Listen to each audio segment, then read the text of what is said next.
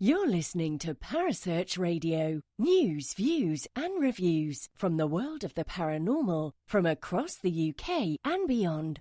Find us on Facebook, Twitter and the World Wide Web. The views and opinions expressed by presenters and guests are their own and do not necessarily reflect the official policy or position of Parasearch Radio or their affiliates and sponsors. Listener discretion is advised.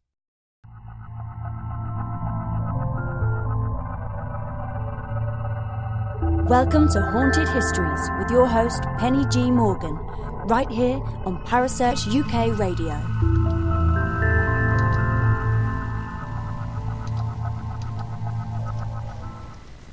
Hello everybody, how are we?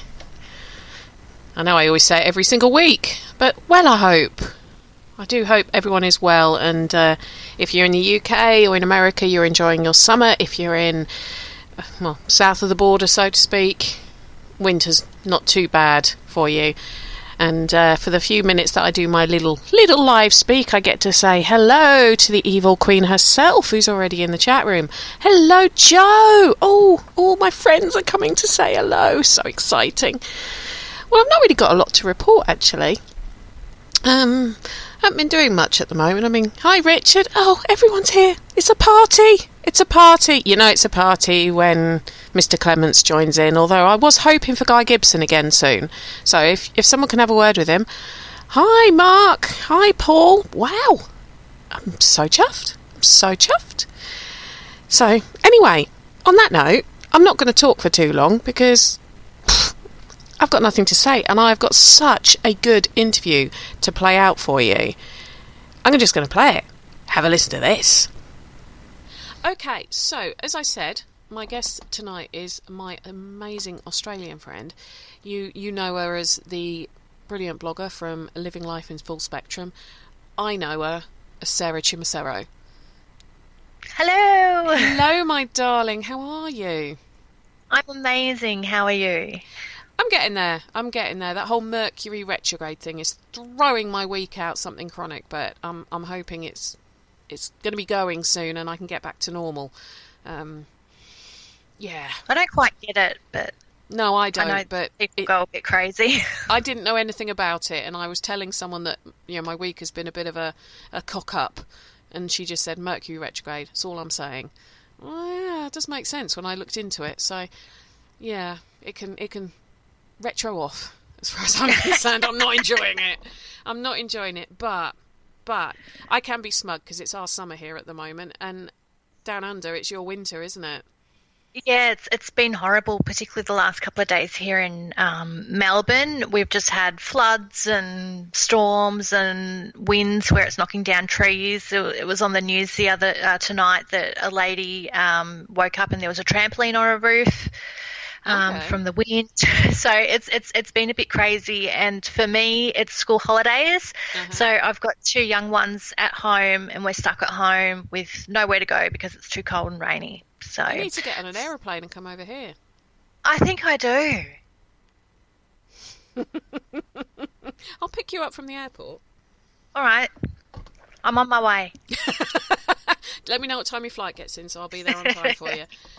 But you've been a busy lady, haven't you? You kept something a bit quiet. Well, I actually knew you were doing it, but everyone else didn't. You kept something a bit quiet, didn't you?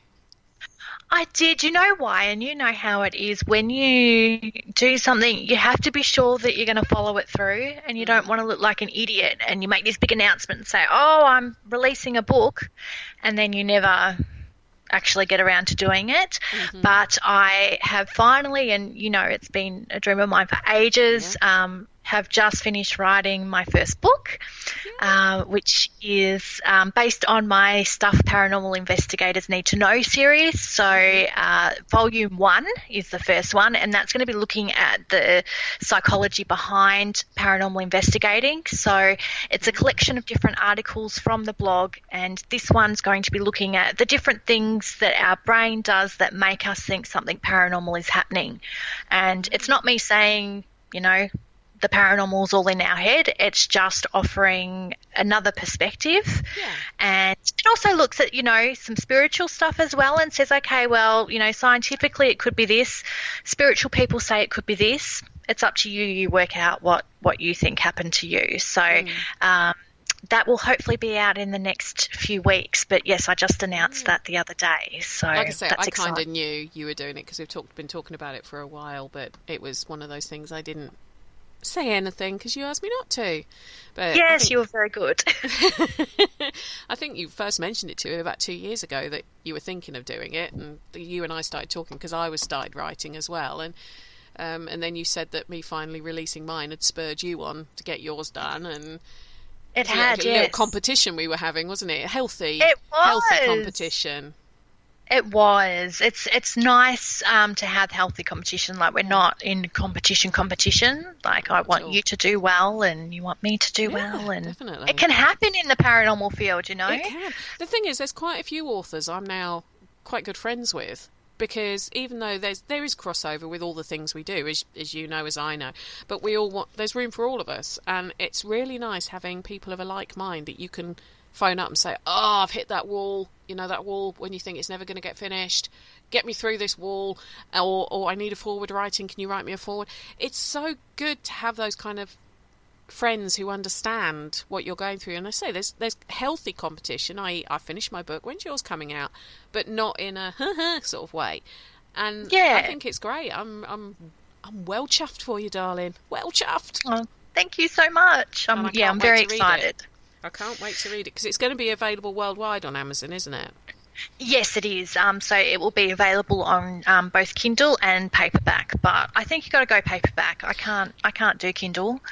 Well, I can, and sometimes I do because I have so many books, I'm running out of space. But certain books I will buy the paper copy, especially when I know the author, so that if and when I get to meet the author, I can shove the book under their nose and get an autograph. Yeah.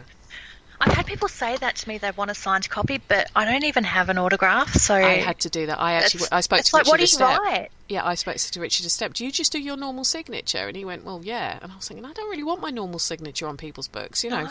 So they might forward your bank document. Or exactly what I thought. We're both as sort of suspicious as each other. So I just have a way I sign penny. So I'm worked out a certain way. I sign it with like a squiggle underneath, and that's how I sign my books. Oh, I thought you would have put like a little love heart at the top. Do I sound like a love-hearted person? I tell you what, when you've bought my book, Sarah, and I get you to sign yours, and you get me to sign mine, I will put a love heart on yours for you. That would be lovely. But that's all I did. I just worked out a way of signing penny that was me. Rather than putting my whole name, so I think that's what I'm going to have to do. Well, you could do Sarah like C, that. like fit the C in there or something. But yeah, I don't sign my full name. But yeah, it's just Penny, but it's me. So, and they all look the same that are signed. But yeah, it's the first few times people said. In fact, I think the weirdest one I had was somebody, I don't even know them, and they were talking. I think one of the groups that I'm good friends with had put that they'd just finished my book and they were looking forward to meeting me to get it signed, and she put, oh my god, do you know the author? I've read this book, it's great, would she actually sign mine for me? And they were like, yeah, she should be coming on an investigation to Ripon with us at some point. Oh my god, would she let me talk to her? Would she let me ask her about some of the stuff in there? Celebrity. And I'm just like, and they're like, yeah, of course she would, and they tagged me in it, and this woman's like, oh my god, is that her? I was like, yeah. That's great. It's weird though, isn't it? You're just like, it's me. Yeah, I'm just a normal person. But yeah, it's weird when first time someone puts a book in front of you and says, will you sign the book? And you're just like, what do I put? Thanks for buying the book. Do you want a refund? Yeah. Please leave me a nice review. Be kind. Yeah, I'll pay you if you say nice things about me. Yeah.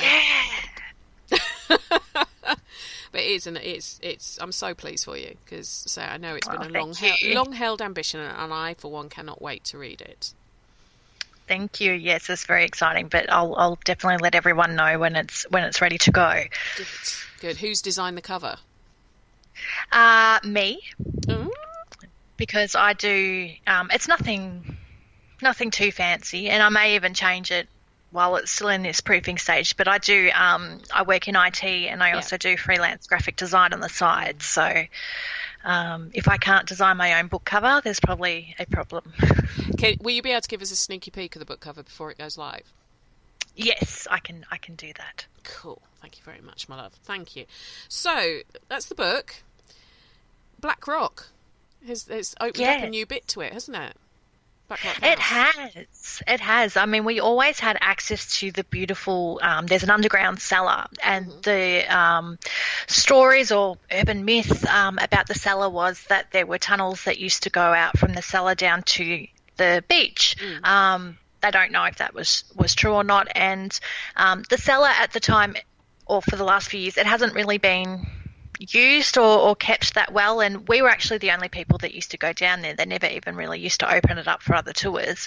So there was lots of like old paint cans and bricks and stones and all sorts of stuff down there.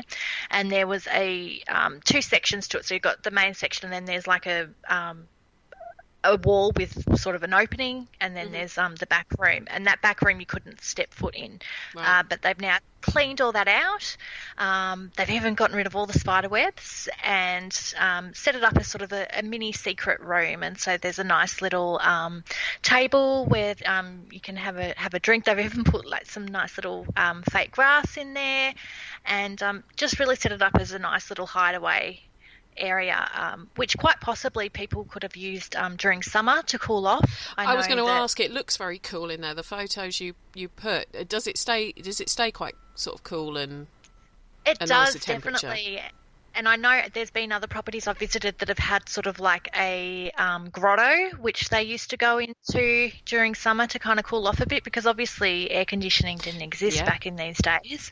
So I definitely think that I'm sure the cellar was used at some point to, to relax and cool off, or just escape for a little bit. Have you picked anything up in there yet? No. I mean, there is the story of the cellar in the newspaper back in the 1920s that people thought that there had been a woman locked down there, but that just sort of seems to be one of those, again, urban legend that's gone around. But we haven't really we've only investigated that room the once, so as you know, it can kind of take a fair while to start getting information, but at this stage nothing of note, apart from the fact it's a nice area. Yes, and it's beautiful and got some good photos down there, so we're going to get some photos dressed up. We're doing an old school night coming up where we're not going to use any paranormal equipment whatsoever. So I'm going to dress up in one of the costumes that they have, and perhaps be a maid or whatever I can fit into. And it'll be a nice area to get some photos as well. But what's your brother going to wear? Because he can't fit into many stuff with those shoulders. No, I think he's going for he sent me a picture of and I don't know what movie it's from, but I think it had Tom Hardy in it, and he sort of had like a vest and like a coat and a sort of top hat. Sounds like Tom Hardy and Oliver Twist. It could be. I don't know. But I was I thought your brother would want to go as a Viking or something. Well, yeah, I think that might be going a bit too far back. I think it's more the kind of steampunky type. Yeah. Look. Yeah, because I never know what name your brother's going under, because he changes his name on Facebook, his handle on Facebook so many times. He's trying to keep up with him. He's Ragnar at the moment. At the moment. Yes. Yeah. Cool. So when's that event taking place? So that's happening in October, and then we've just decided that for November we're going to do the same, because we've had so many people that have wanted to do it but couldn't get tickets. So we thought, well, let's give everyone the opportunity. We really want to start educating people and showing them that you don't need all of this equipment to actually do an investigation. So the more people that we can let have this experience, the better. But we're still, also going to be doing our regular investigations that everyone wants as well, because we are going to show people how they used to use Ouija boards and things like that, and one way sometimes to clear a room on an investigation is to break out the Ouija board. People lose their minds. They do get a bit I still get people who tell me that it's the portal to hell and all that kind of thing, and Yeah, that you shouldn't have a Ouija board around children, and okay. I've had people stand up and leave the room and say that they're leaving the investigation because they won't be a part of it. So we just don't even bother anymore. But we put out a disclaimer beforehand and said, this will be happening. If you don't want to do it, book on to a different tour. Yeah. Well, the thing is, if you're looking at Victorian sort of, and we're going to be talking about spiritualism a bit when we talk about the subject of tonight's show, but Ouija boards, if you're looking at old school investigating, using Ouija boards, having, I don't know, pieces of cotton hanging down from the ceiling to see about movement, all that kind of thing, it's synonymous with that era. So if you want to look at old school, that is old school, albeit that it was a parlour game originally, but it is old school. It is, as is, like the table tipping and even doing a seance. And sometimes, you have to play with words and say, oh, it's not a seance, it's a spirit circle. And people just have this negative connotation with certain words. It's amazing. But if you're right, that is the spiritualist era. That's what they did. And that was a big part of what I guess we're going to talk about tonight with Harry Houdini. I think it is going to be a big part of what we're going to talk about tonight. But talking about the work you've been doing recently, obviously your blogs are pretty prolific. You put out some really good, interesting blogs. Which ones have really stood out for you recently that you've written? Probably one of my favourite ones that I have been doing was more looking at more psychical abilities that are more an extension, I guess, of parapsychology in some ways. So looking at psychometry, which was one that was quite popular, which is where a person can supposedly hold an object and actually read the energy from the object. That was, I found, really interesting because I know a lot of people that I know that are sort of sensitive or mediums love going to like antique stores, and they'll pick certain things up and they feel that they can actually get a glimpse into the past of the person that actually owned that item. And I guess just looking at how that may potentially be possible, I find really intriguing because I do think as living beings that supposedly have energy and aura, of course, I think a part of us would be left behind in some ways. So it's not looking at, a ghost or spirit being the soul of a living person, which is sort of like what the mainstream paranormal community believes. This is sort of more looking down the lines of energy itself, and that really intrigues me. Well, I must admit, it's the sort of thing that I find quite fascinating, how things are picked up. It's like the whole haunted dolls thing, though, that seems to be quite is the current in thing, isn't it? That everyone wants to own a haunted doll. And I was trying to explain actually to my son's friend, who's 9, who's really interested in all this, and she was like, I think my doll's possessed. And I was like, well, I don't actually think a doll can be possessed. There could be an energy around it, but it's not that the doll's possessed by a spirit who is using the doll. If spirit was going to possess something, they'd possess something that can actually do something. They wouldn't. Why would they possess an inanimate object? It's more of an energy that might be absorbed into that antique. Yes. But what was interesting, once I was at my parents' next door neighbour's house, and the house itself is like 600 years old. It used to be the old post office. We know it's not a nasty history to it. We know it's got a lot of history to it. And I've always said to them, this house is... There's stuff going on in this house, and they acknowledge that because they've experienced stuff that they can't. And every time they keep saying they're going to move out for 24 hours so I can live there and see if I can pick up anything. But we just never got around to doing it. But when I was there recently, because I'm not a psychic, but I'm sensitive, and I see things in my head, if that makes sense. I see images, and I could see this woman, like a kind of almost like a wet nurse type. That was the only way I could describe her, and she was sort of standing in the corner. And and the owner of the house went over, and she went, "Do you realise what she said she's standing by?" And I couldn't see because there's a partition. And I said, "What?" And she said, "It's an old Victorian child bath that we use as a table. It's down here."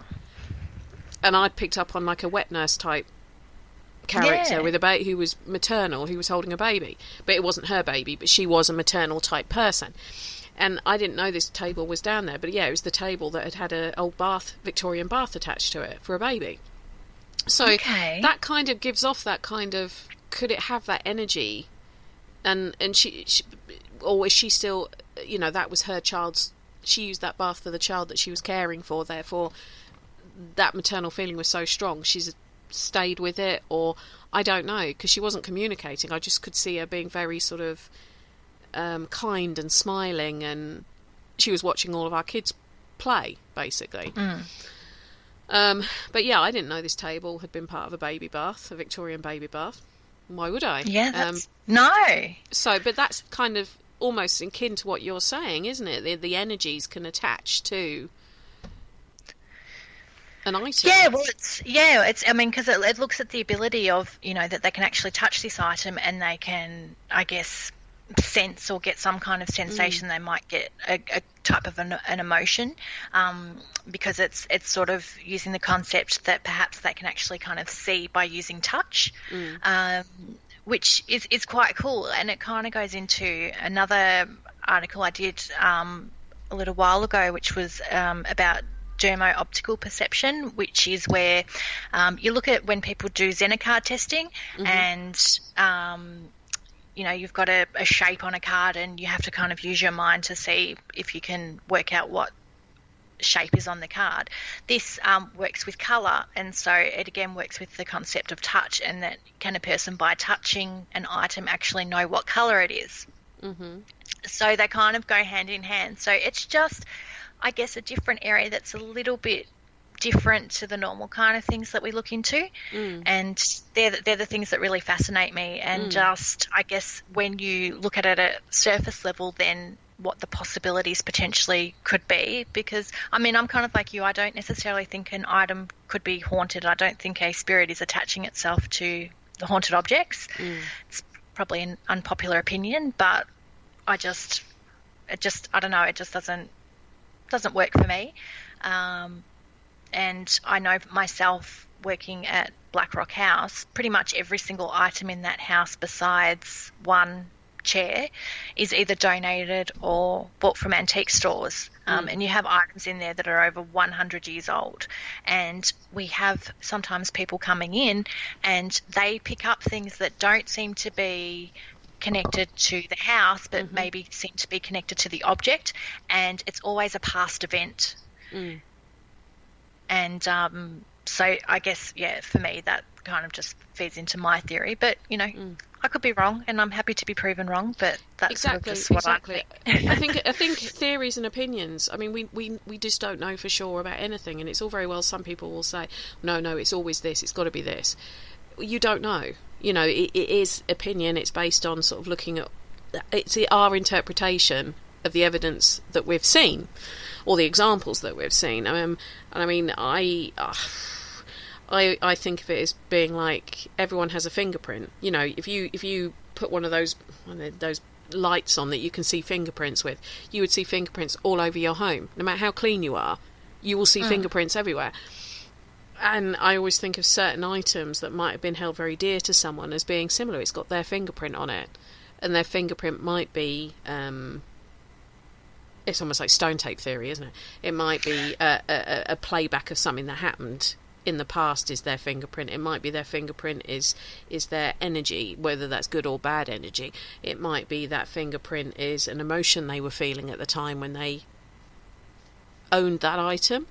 But it's a fingerprint. It's not, it might even be that certain items are a magnet to that spirit, and we can call that spirit back when the right energy surrounds it.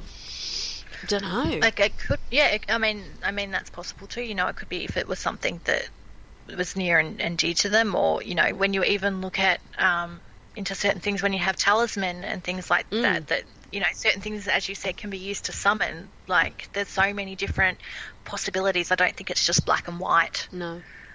Explanations, and so that's why I love exploring all these other possibilities. Yeah, I mean, I've got the opportunity to possibly investigate an antique shop near where my parents live at some point. I've got to organise it with the owner, and that's going to be quite an interesting one, because I know what the building was used for back in the day, like 500, 600 years ago. But when that's going to be chock full of antiques, sort of from 100 years plus, it would be quite interesting to see the kind of diversity that you could get from it. Absolutely.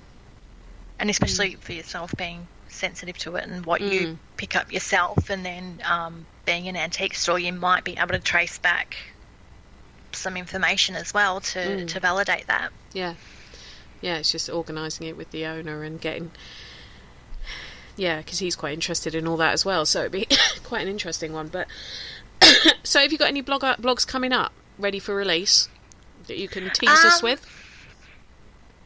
Not that I can tease with, because very honestly, I never know what I'm going to write about next. I can literally be having a conversation with someone and I kind of get a light bulb above my head. Yeah, and I'm like, oh, I'm going to write about that, or I might watch something on TV and I just... a certain idea may be thrown out.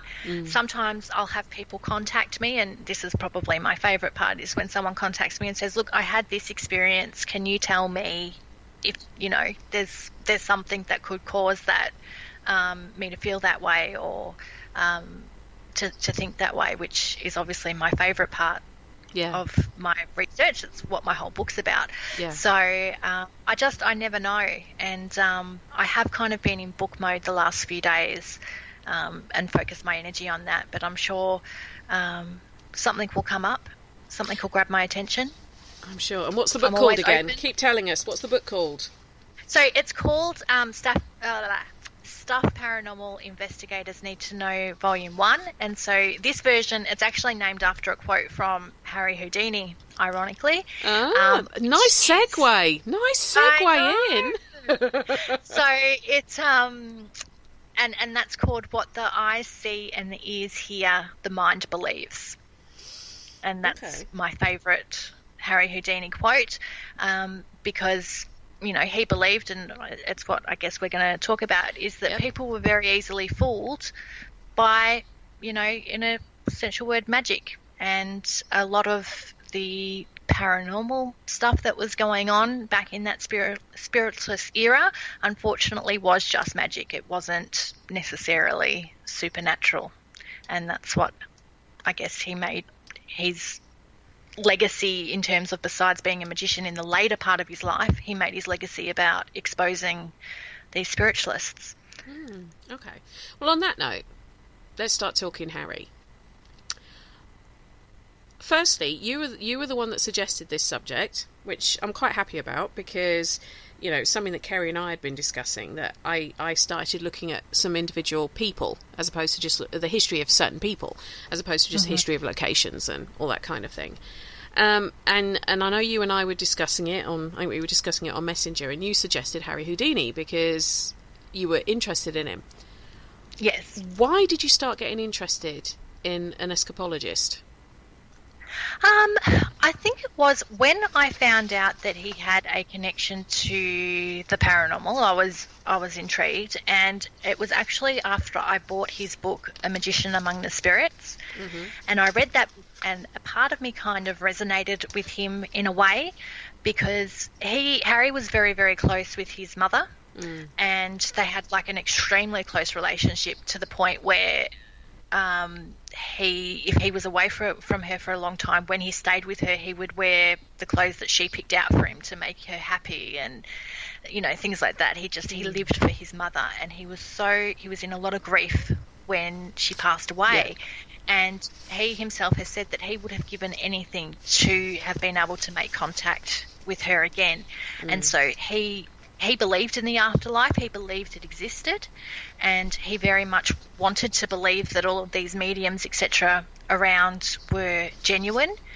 But being a magician, he actually knew the tricks that they would use, during an era when it's post-World War and you've got the Great Depression, you've got a lot of people that have died, and you've got a lot of grieving families, and that was the thing to do at the time, was to pay your money and get a reading of some sort. And he just didn't like the fact that people were taking advantage of others, and felt that he had the skills and knowledge to expose them. And I mean, look, he made a show out of it. He's a showman. He made a whole kind of sensation about it, and got publicity and everything for it, which he loved. But I feel like in some ways we were sort of similar in that I very much believe in the paranormal, but I kind of need the proof in front of me. Yeah. I can't just take a person's word for it. And if I were to see something that can potentially explain it to help others, I'm going to give that information, just like he did.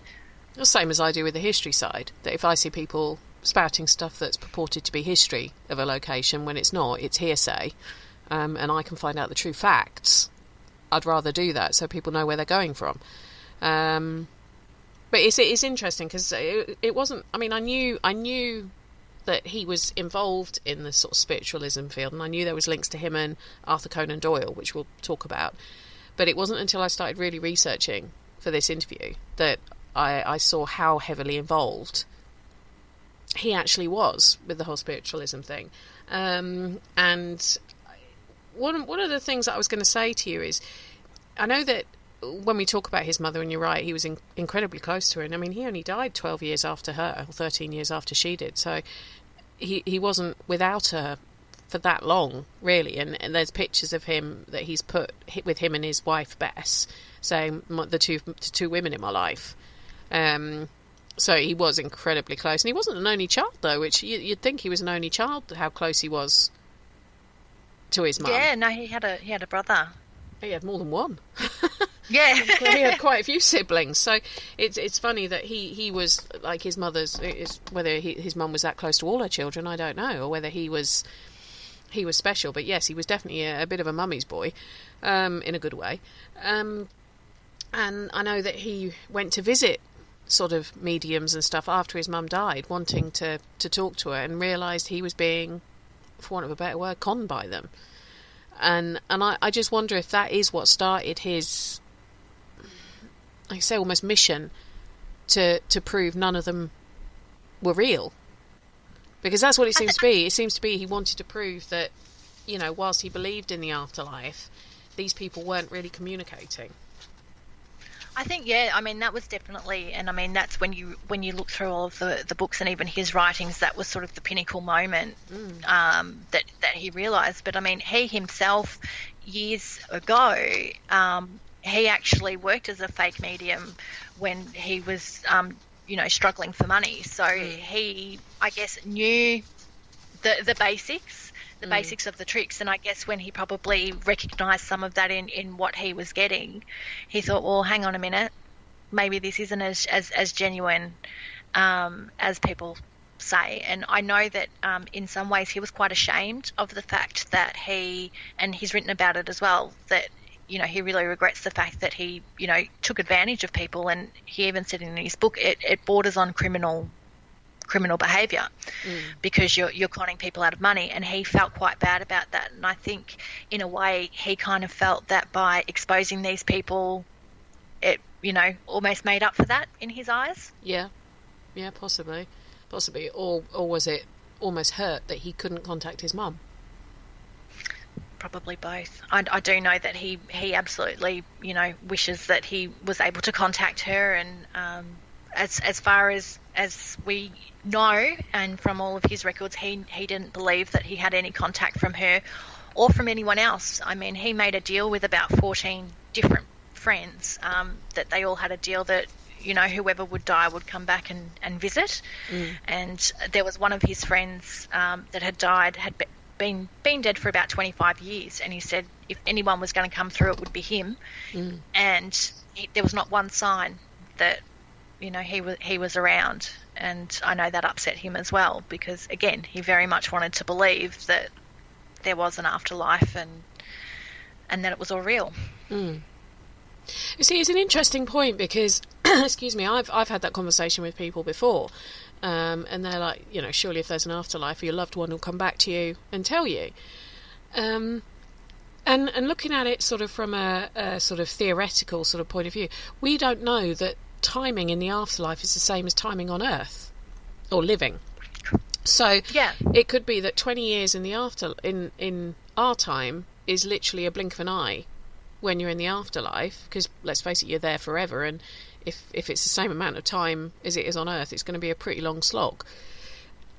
So it might be it takes 25, 30 years for a loved one to come back and give you a message, because to them that is only 5 minutes since they passed away.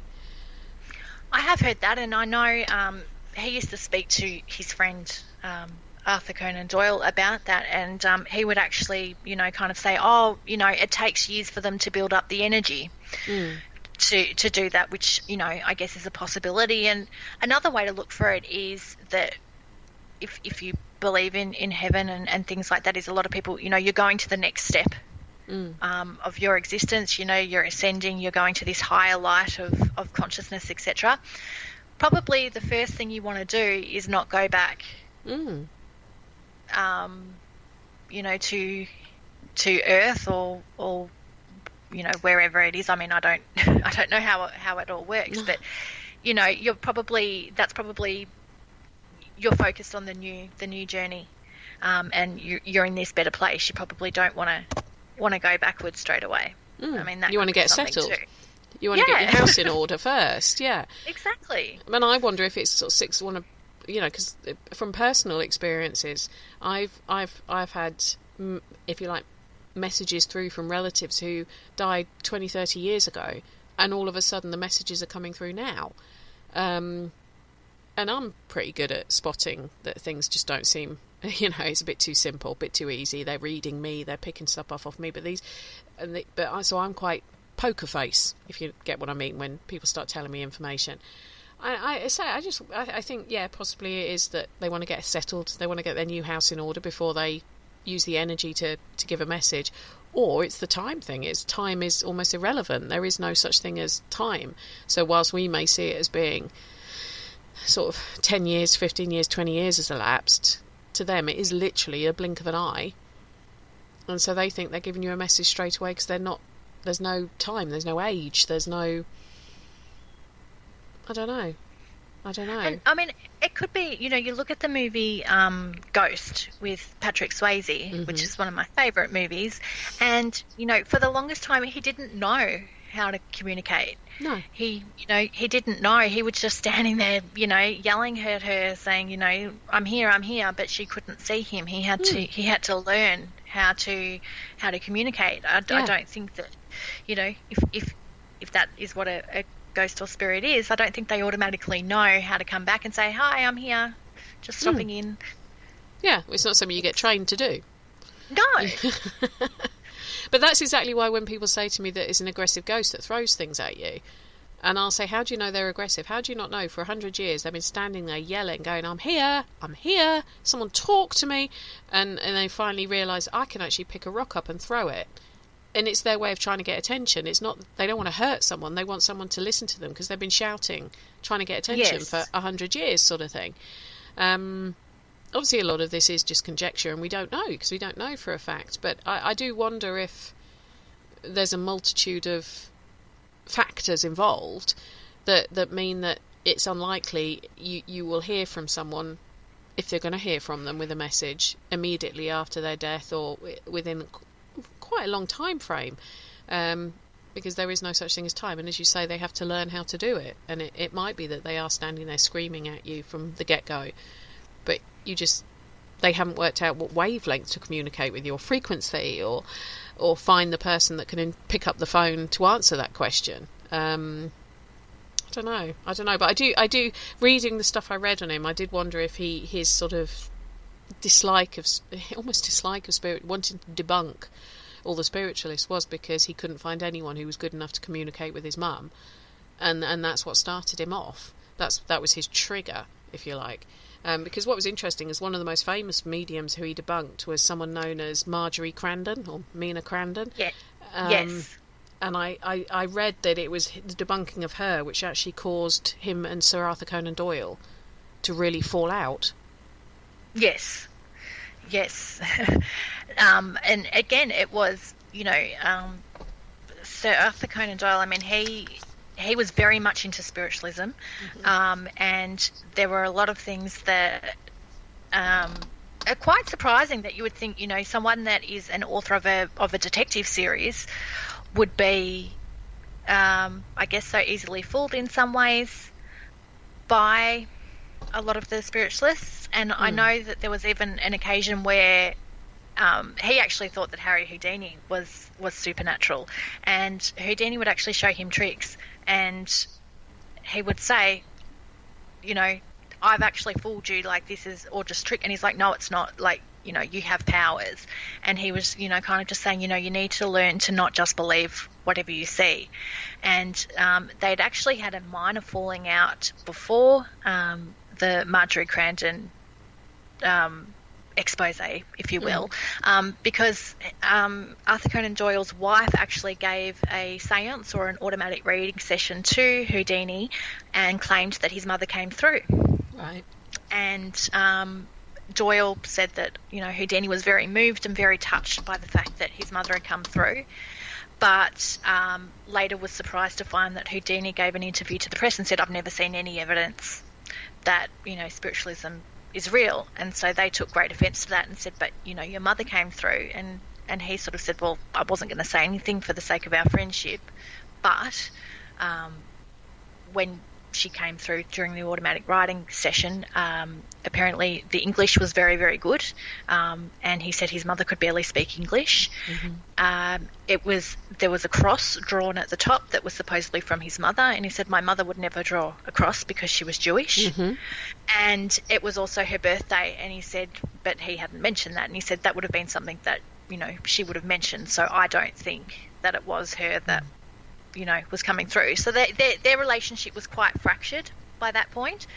But the fact that, you know, Houdini came out and publicly exposed Marjorie Crandon, that was, I guess, the nail in the coffin between their friendship, because she was someone that Doyle publicly backed, and she was put forward to win, I think it was a $10,000 prize with Scientific American magazine, and she was set to win it. And Doyle didn't want Houdini to be on the panel because I think he thought that he, you know, had a vendetta against spiritualism. And he eventually, Houdini, I guess, worked out how she did her tricks. And there's a famous photo that you can see online, and it's of Houdini sitting in this box with his hands either side, and that was actually the box that he built for Marjorie Crandon to basically sit in to do her seances, to make sure that, you know, she wasn't getting up out of her seat to ring the bell or the spirit bell. Anyway, it was Houdini that exposed her, and she didn't win the prize, and that was the end of their friendship. But what was interesting is apparently Marjorie had a spirit guide called Walter. And apparently Houdini's, should we say, expose of Marjorie upset Walter. And Walter is meant to have said that Houdini would be dead within 12 months. And this was in the August of 1926. That Walter supposed, she prophesied this, that Walter had said Houdini will be dead within 12 months of August 1926.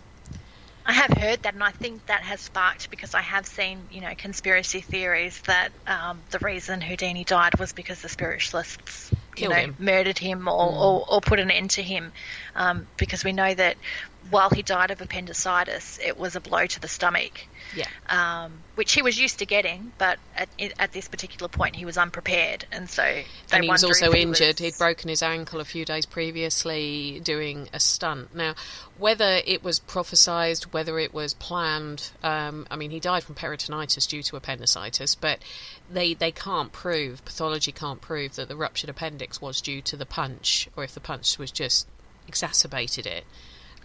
Or because he said he wasn't ready to take the punch, and he didn't expect the guy to go in as hard as he did, because that was one of his party tricks, wasn't it, that you can punch him as hard as you like and he can't get hurt. Yes, but he has to, I guess, prepare himself. Tense his stomach muscles. Another hole is that he was so stubborn he wouldn't go to the hospital either. So that's you know, true. I think it was about 3 days that he was quite ill from the appendicitis. If he had gotten medical attention, he probably would have survived, because they would have just removed the appendix. Yeah, and he was meant to have a temperature of about 104 and feverish, and still wouldn't go to the hospital. So, but then again, how many people are successful like he was at doing what he did? I mean, you know, you turn around to someone and say, guess what? To earn money, I'm going to lock myself up in a thing of water, and I have 3 minutes to get out before I drown.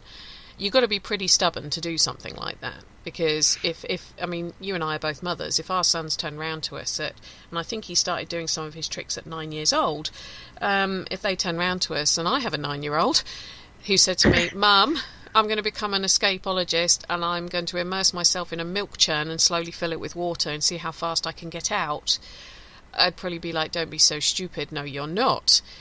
Yet he did. And he made a career out of it. So I guess you had to be stubborn to achieve stuff, but it's just unfortunately the stubbornness can sometimes backfire on you. But I had read about that supposedly the family, his descendants had wanted his body exhumed to have it checked because they think the spiritualists murdered him because of the way he was managing to disprove their practices, for want of a better term. Yes, I did hear that. I think there's always a documentary that surfaces every couple of years that's sort of a great-great-grandchild or someone of Houdini, or a nephew or something. With these theories, but it's one of those things. I don't think you'd ever be able to prove it. And is it just a conspiracy theory? Like a lot of them, or was he just? He was doing the tricks he did. To be honest, he was possibly living on borrowed time. Anyway, he lived. He was. I mean, what was he when he died? I'm just looking at my statistics. 52. So he's doing quite athletic, escapologist tricks at 52. And so he was pushing his body to the max. The life expectancy back then, people didn't live to their 90s either. So, he did pretty well. Considering how, and he was pushing his body to the max every single time he performed. Although he was a fit guy, he was naturally fit. He obviously had a natural skill. I mean, pictures of him show he's quite small and stocky, but he looks fit, he looks healthy. And I know he was a cross-country runner before he started doing the magic side of things, so he was a naturally fit guy. What I want to take on to next is his link with Australia, and part of Australia that's not a million miles from you. He decided he wanted to learn to fly. He was fascinated by aviation, and his goal was to be the first person to fly in Australia. And in, I think it was 1910, he had his aeroplane, a Voisin French biplane. He had it taken over to Australia, where I think he was touring, wasn't he, at that point in 1910? And yes, he wanted to be the first person to fly, and he flew it at a place called, I love the names in Australia, I really do, Diggers Rest. Yes. That probably sounds better said with an Australian accent. I can't even say digger with an Australian accent. Diggers Rest. Oh no, go for it, proper Australian. Oh my god, I'm pretty Australian. Go on. Diggers Rest. No, they'd say, wouldn't they go, they'd say diggers slightly, like, I'm thinking of like how they'd say it, like, the whole sort of stereotype Australian, like stick a shrimp on the barbie. It would sound Australian the way it was said. But Diggers Rest. That's it. And that's where he's meant to have flown his aircraft. And he thought he was the first person to have flown in Australia. Which I find really ironic, considering how much the outback relies on aircraft and everything.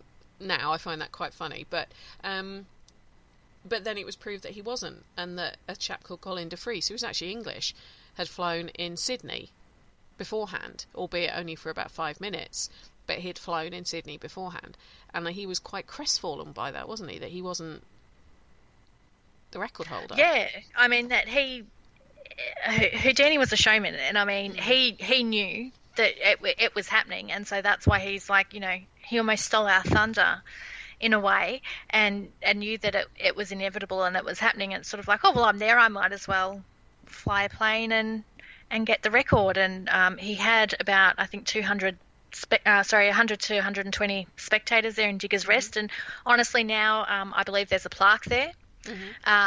And a lot of people here, I know in Australia, whenever I put up something about Harry Houdini, the first thing they say is, oh, he was the first man to fly in an aeroplane in Australia, and that happened in Diggers Rest.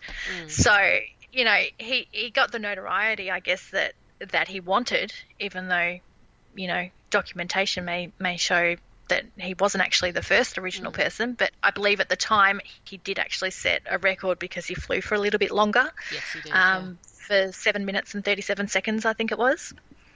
Yeah, he did fly longer. He did fly longer than de Vries did. But then he gave up flying after that and put the aeroplane in. He didn't sell it, but he put the aeroplane in storage never flew it again, despite saying he'd be using it to fly from venue to venue when he was touring. He never flew again. Which, say, he was a showman, but he was also incredibly competitive. That's one of the things I've got from reading. He always wanted to do one better. And in fact, even the magician that because he wasn't born Harry Houdini, was he? He was born Eric Weiss. Eric, yes. Yeah. He changed his name, and they're saying that the Harry could have been because his nickname was Eri, and they could have taken Harry from Eri. But he took the Houdini from a magician whose surname was Houdin. And, yes. But then he even fell out with their family when they wouldn't let him visit the grave. Did you hear about that? I didn't hear about that story, but I know that there was tension between him and the family, and I believe he actually exposed him in some ways as well. Yep. Yep, he did. He exposed Houdin as being a fake. And it was all due to the fact, I think it was his grandson or something said, no, you can't visit the grave. And so he decided to almost go on a rant about him. So he was, he either he was the best policeman, detective ever born, or he just was not vindictive, that's not the right word, but if someone upset him, he'd decide to show them up. It's what it sort of reads to me almost. It is, and I mean, I think, and particularly to do what he did, I think you have to have a certain amount of arrogance to you, and I think that he definitely wasn't short of the arrogance. I think getting from a lot of this, I think he was probably a very stubborn and arrogant person. Yeah. That would have been very, very difficult to be friends with, because he would have been a person that always had to be right. Yes. But he was married to Bess, who was also his assistant, who, after he died, well, when he was dying, he always said he'd come back and give her a sign if there was an afterlife. And this is true. This isn't sort of just for sort of dramatisation purposes. He died on Halloween. Albeit yes. He'd held on for a couple of days with the peritonitis and appendicitis we talked about. But he actually died at a hospital in Detroit, Michigan on Halloween. So every Halloween, Bess, his widow, would hold a séance to get him to communicate. Yes. And nothing ever happened. But she carried on holding these séances every year. And then it was in 1936, she was holding one at a radio station. She was doing it live over the radio, and she tried to contact him again, and he didn't come through. And so she actually said, I'm paraphrasing here, but she basically said, Harry, I'm getting a bit fed up with this. You said you'd come through, you're not coming through, I'm not going to do this anymore unless you show me a sign. And at that point a huge thunderstorm broke out, like Sodom and Gomorrah, thunder and lightning, the whole shebang. Yes. And they then found out that it was an incredibly localised storm that was literally just over the radio station. Yes. It's a pretty cool story, because that was planned to be the final séance. Yeah. Because it was the 10-year anniversary, and I think she had said something along the lines as 10 years is long enough to wait for a man. And I've actually got in front of me that her words were "turn out the light, it's finished," and that's when apparently the lightning strike came. And as you said, it was localized around the radio station, and something like that has never happened again. So it's a lot of people are like, was this Harry's final goodbye? And I know a lot of people still hold a yearly séance, but it obviously doesn't have a connection with Bess. She did it officially, I guess, for 10 years, and a lot of people, I think it's just a bit of a legacy now, a bit of fun. I don't think anyone expects to contact Houdini. I think it's just in honour of his name that the event carries on, which I think is really cool. I think so too. No, Bess died in 1943, but what I think's horrible is the fact that the two of them, he was 20 years old when they got married. And they were married for crumbs. Well, if he was 20, that was 1894 they got married. He died in 1926, so they were married for over 30 years. And her wish was always to have been buried with him, where he's buried, in a Jewish cemetery. Her family refused because they were Catholic, and they said there was no way they'd allow her to be buried in a Jewish cemetery. So her last wish they didn't abide by. No, it's sad, which I especially think is when wrong. I mean he was the love of her life as well. I mean she knew other, and I mean 10 years after he died, she was dedicating her life to trying to speak to him. So it's very sad, and unfortunately you hear that a lot sometimes, that people don't acknowledge the final wishes of someone that passes away. Yeah, no, I found that quite sad, actually, to read that her final wish to be with her husband of 30 odd years, who she had devoted her life to, and her family couldn't abide by that because of religion. I find that quite sad. I do hope, in a way, that they're together again. I mean, I like to think that you would find a way, like if you have that kind of connection with someone, I think that connection's not just going to go away. And I think, hopefully he was waiting for her. I think when you're perhaps buried, like that's just your physical body. So I suppose without being too crashed, it is just it's a physical body. There's nothing left there. So to me, I don't think it really matters if you're cremated or if you're buried or where you're buried. Your energy, your soul, the essence your of the person, whatever it is, the essence of the person is not material. Yeah, exactly, and that's gone. And I know when I've seen someone pass away, and I know other people, it's like they're not in there anymore, and you can just kind of tell. And so I like to think that I think he was waiting for her. And they were probably putting on shows for everybody wherever it is they are. Well, interestingly enough, I did also look into any reported Houdini hauntings, because you'd think someone who was, albeit involved in the spiritualism field, on the opposite side of the fence to people like Conan Doyle and some of the others who believed in it. I mean, Queen Victoria and Prince Albert believed in spiritualism or would conduct seances. It wasn't... In that era, in the sort of late 1800s, it was actually quite acceptable. It was the thing to do. Yeah.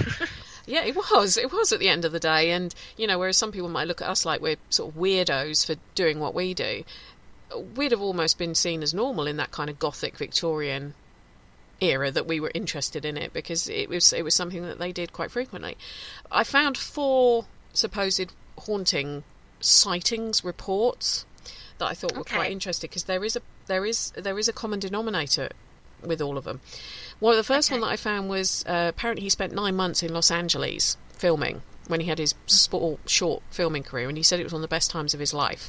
And he had a house on Laurel Canyon Boulevard, and supposedly now interestingly enough, this estate burnt down in 1959, but up until that point his likeness was reported by more than one person on the stairs.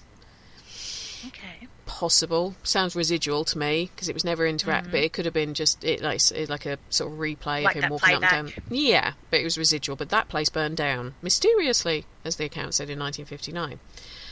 Another one is he left all of his escapologist materials, if you like, to his brother, whose name I can't find now, and I can't find his darn brother's name. Houdini, I think he was known as, who was also Theodore Houdini, who was also an escape artist until he decided that managing his brother's career was more lucrative for him. But the order was, I'm leaving you all this stuff, but do not pass it on to anyone. I want it destroyed. I don't want other people to use it.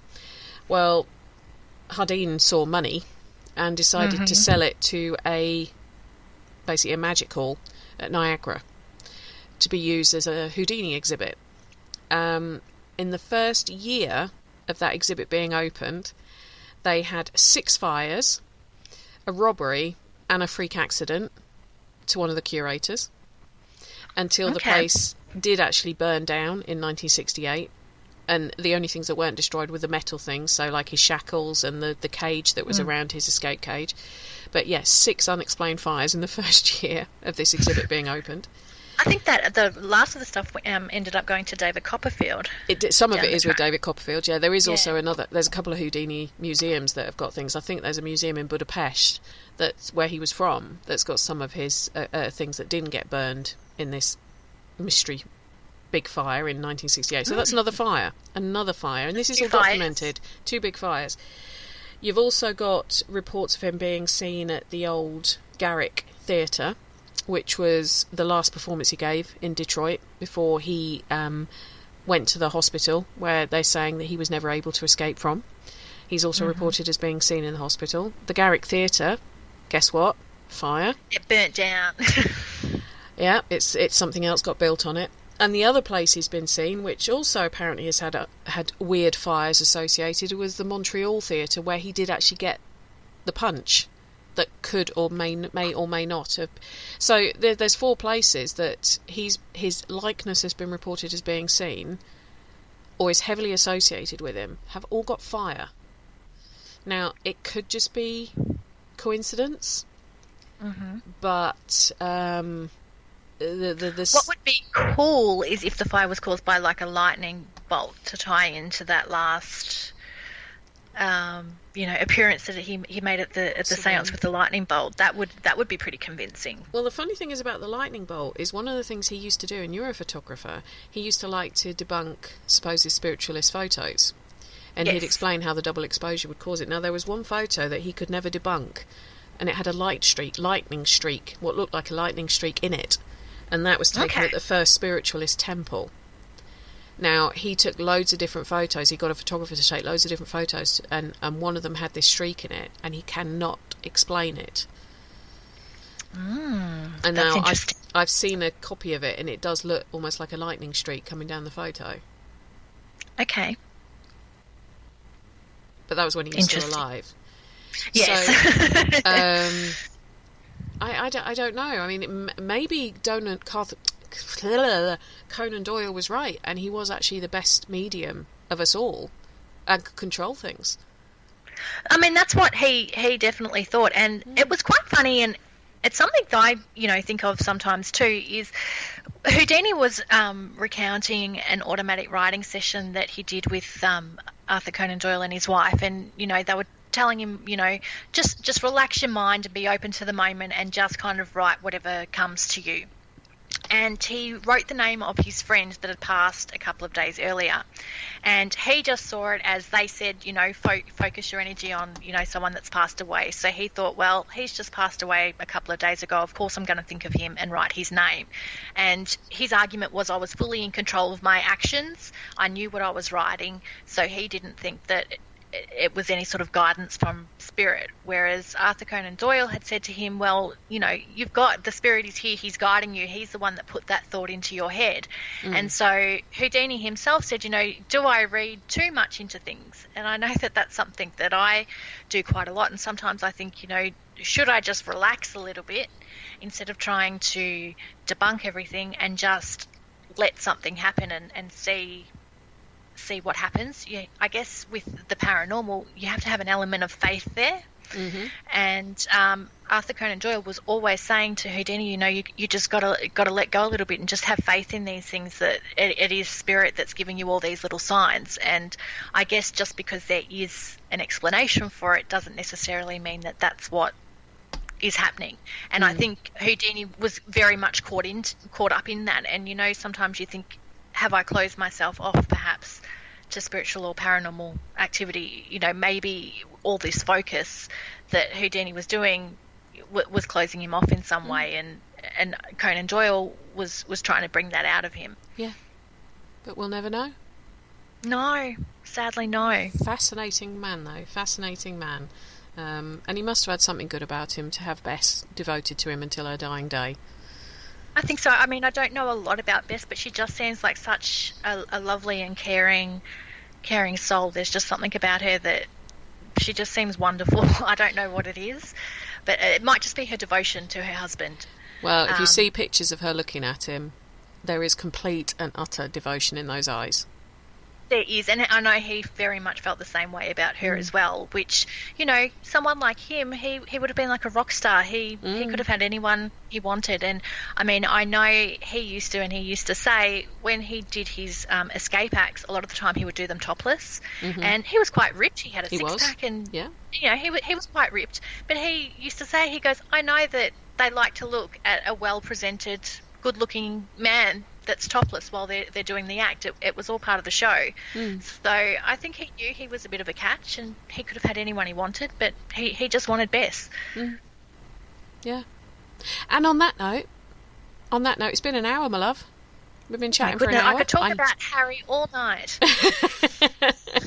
So, just to close it out, what's the book called?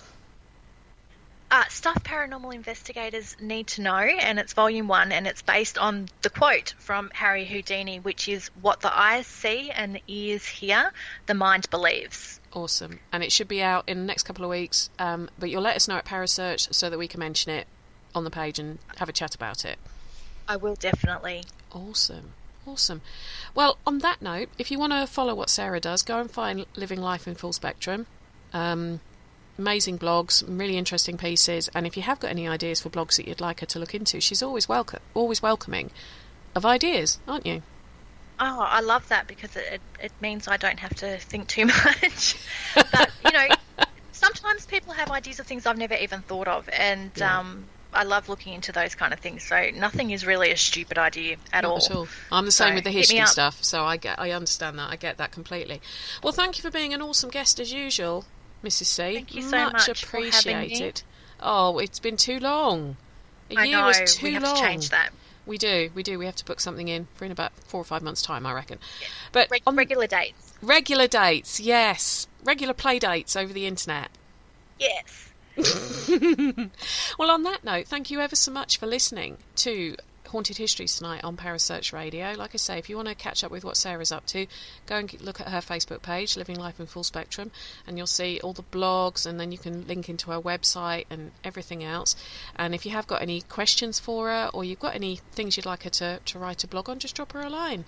She's quite sweet, as you can probably tell from chatting to her.